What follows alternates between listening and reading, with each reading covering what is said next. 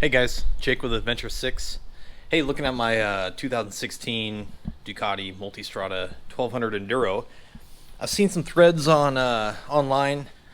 My background is road racing, and I wanted to talk real quick about setting up GP shifting on your Multistrata. So again, this is a 16, and I've seen some threads where people, there's some folks that sell aftermarket parts to make this work. What we're looking at here is the factory setup. So this is the factory location for your shift linkage, and then it gives you your standard one down, five up shifting. For GP shifting, it's one up and then five down. Again, for those of you that ride on the track or do motorcycle road racing, it's how you like it. You know, if it's on one bike, you want to keep it on all your bikes. I did a lot of research.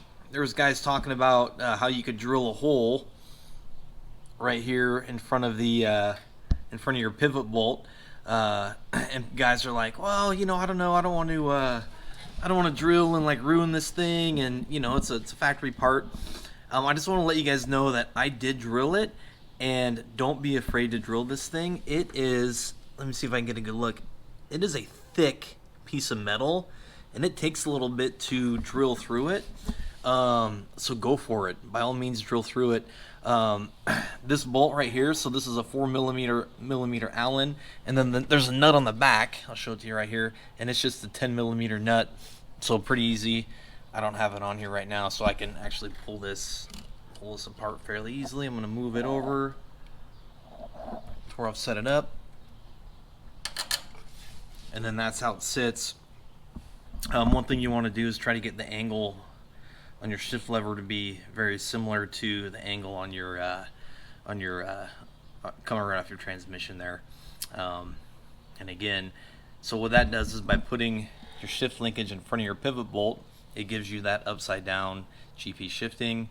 I've been riding with it like this for probably about a month now, and it works flawlessly.